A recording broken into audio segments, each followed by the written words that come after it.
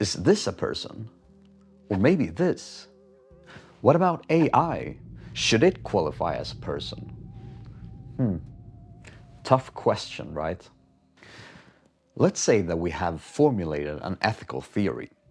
Let's take utilitarianism as an example.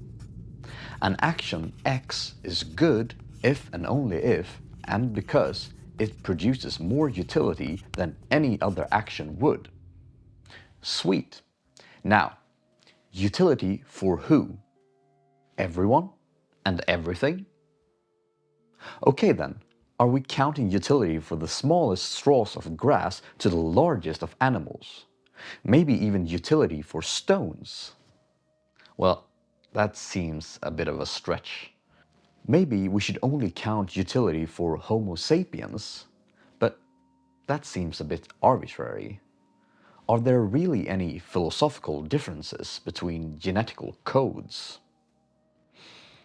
But maybe we should only count intelligence. That way we would include humans and some animals. Sounds fair? But I guess that would exclude infants. As you understand, the question of who we should include within our ethical thinking is not only tough, but an extremely important question to answer. It really doesn't matter what kind of ethical doctrine we're subscribing to before we have a clear answer to the question of who we should include within our ethical thinking. This subject can be described as the question of personhood.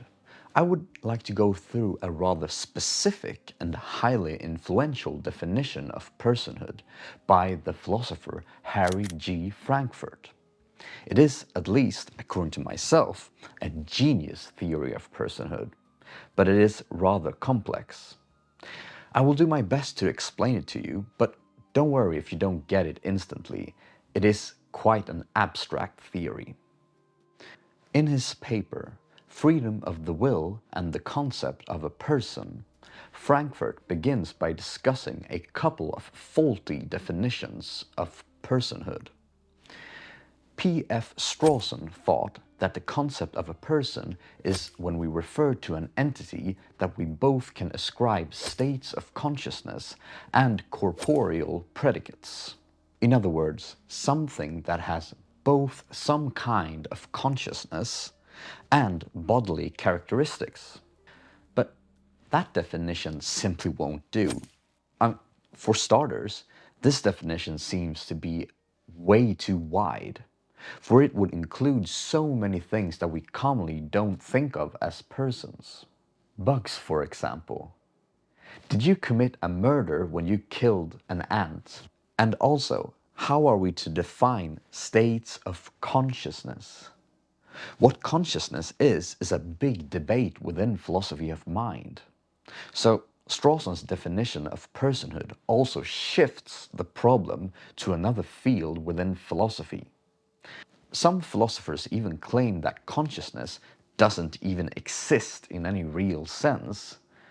If that is the case, then Strawson's definition ends up defining nothing, really. Another definition that I've already mentioned a bit is simply to think of a person as the singular form of people. And that sort of implies that we're only talking about humans. That definition is certainly better than Strawson's, but is it sufficient? No, unfortunately not. What we're interested in is not the fact that we are members of a certain biological species. We rather want to know what characteristic that potentially sets us apart from other species. And of course, there could also be another alien species we haven't encountered that may qualify as persons as well. So Frankfurt instead proposes his own definition. Here he writes, "It is my view that one essential difference between persons and other creatures is to be found in the structure of a person's will. Human beings are not alone in having desires and motives or in making choices. They share these things with the members of certain other species, some of whom even appears to engage in deliberation and to make decisions based upon prior thought.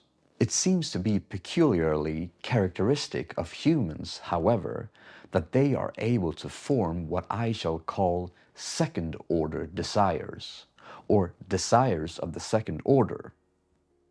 Now, it is having second-order volitions and not having second-order desires generally that I regard as essential to being a person. So a person is someone who possesses second-order volitions.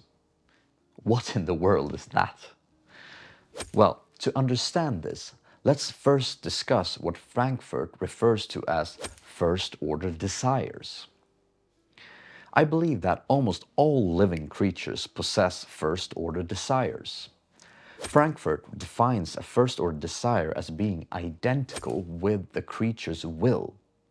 It is the thing that effectively makes the creature perform an action all the way. For instance, if I meet a beautiful girl and want to ask her out, but I am too afraid to do so, the first order desire here is the want not to be turned down, since that was the action that I acted upon. The first order desire is the action that takes me all the way. It is the will that effectively moves me. So whenever we're discussing freedom, we're commonly discussing first-order desires. If I am put in prison, my alternatives to act have been significantly reduced. I might possess a number of first-order desires in which I cannot act upon because of my physical restraints. But here is the thing. Even though I might physically lack freedom, I can still possess at the same time 100% freedom of the will. For instance, if I sit in my cell and want to be a person that doesn't want to commit crimes anymore, and this want is what Frankfurt calls a second-order desire. A bit simplified, but it is a sort of meta-want. It may sound a bit weird, but I think it actually makes sense. Let's say that I am someone that wants to be a person that wants to go out for a run every day. Here I have a second-order desire. I want to train hard every day. But this meta-want is not enough to count as a person, according to Frankfurt, because a second-order desire is not necessarily an expression of an individual's will. Frankfurt gives us an example of a physician who's treating drug addicts, helping them to quit drugs. In order to better help his patients, he imagines himself having a desire for the drugs. Here, he possesses a second-order desire to take drugs, but even if the drugs were in his lap, he probably wouldn't take them. In this case, he has a second-order desire, but he doesn't want this second-order desire to be that which effectively moves him. Hence, it is not an expression of his will. And in order to truly be a person, your will have to be within the equation. So a sufficient condition to qualify as a person is what Frankfurt calls a second-order volition, which is a type of second-order desires. But in contrast with the last example, it is when you want to want something, and this meta-want is something that you want to be effectively moved by. The physician didn't want to be moved by his want to desire to take the drugs. But if you want to be effectively moved by a want, then you have a second-order volition, and you are a person. I know, that was a bit rough, but let me elaborate a little bit. To try to make this a bit more clear, Frankfurt wants us to consider 3 different sorts of drug addicts. First, we have the unwilling addict. Secondly, the wanton addict. And then, the willing addict. If we would just look at them, they would almost act identically. They all have the same physiological constitutions, and they all possess an irresistible thrust to take some sort of drug. In other words, they all possess a first-order desire to take drugs. But what's important and how they differ is how they relate themselves to their second-order desires.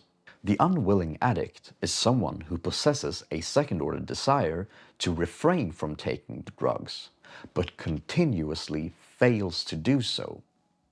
His first-order desire trumps the second-order desire, but the thing is that he is not neutral to what his first-order desire is. He wants his second-order desire to constitute his will. The unwilling addict is, in Frankfurt's eyes, a person since he is able to form a second-order volition even though he fails to act upon it. He wants to be a person who wants to refrain from taking the drugs. But to contrast this, we have the wanton addict. A wanton is someone who's more or less only following his kicks wherever they take him. And most importantly, he is indifferent to what constitutes his will. There might be conflicting first-order desires for him, but he does not really care which one of them that constitutes his will. Also, it is not the case that the class of wantons lack intelligence. A wanton can be very intelligent, yet lack second-order volitions. He might be acting intelligently in order to acquire the drugs, for an example. Why this is important is because the wanton, according to Frankfurt, is not a person, since he either lacks second-order volitions or is indifferent to them. And I think it makes sense. When we hold anyone accountable for an action, we sort of presupposes that she possesses some kind of freedom of will. But if she completely lacks this, in other words, only following her kicks or instincts, she is not, in a sense, free, and should therefore not qualify as a person. For instance, if a tiger killed a man, we wouldn't hold the tiger accountable for murder. The tiger only acted upon instinct. In other words, a first-order desire. Then lastly, we have the willing addict. He is much the same as the other ones, but the difference here is that he is delighted with his condition. In other words, he possesses both a first-order desire and a second-order volition to continue to take the drugs. I am not sure if I agree with Frankfurt here, but according to him, the willing addict is not free. He sees it as some sort of overdetermination of his first-order desires. He is so physiologically addicted to continue to take the drugs that it has affected even his second-order volitions. One could think of it in this way, that his second-order volition has been corrupted by the drugs. Therefore, he doesn't have the freedom of the will. But even though he is not free, according to Frankfurt, he is still a person and therefore responsible for his actions since he possesses second-order volitions, even though they are corrupted. Yeah, quite the theory, huh? That was a bit abstract, I must admit, and maybe hard to understand, but I recommend you to give it some time and let it sink in. I myself think that this theory of freedom of the will and personhood is quite genius. And what's very cool about it is that it is compatible with determinism as well. Many philosophers have tried to show that we humans possess some kind of metaphysical freedom. In other words, that we are somehow not completely moved by the causal powers of the world. We're somehow freed from the shackles of causality. Whenever we act according to ourselves and nothing else. A bit magical, one could say. But Frankfurt's theory does not require this metaphysical oddity at all. Either you possess second-order volitions or you don't. There is nothing incoherent with this theory together with determinism. Freedom of the will is a kind of relationship that a person has to himself. I think this is super cool. We can consider ourselves possessing a freedom of will without having to postulate any special metaphysical entities. Yeah. Hey guys, I just wanted to add another important thing. Just because something is not considered a person doesn't mean that we can treat it any way we want. We can still have, I believe, moral responsibilities towards a wanton, for an example. But Frankfurt doesn't really talk that much about that. But anyway, I thought that was important. Oh well, thank you so much for watching, everyone. Consider subscribing if you enjoyed this episode. Much more is to come.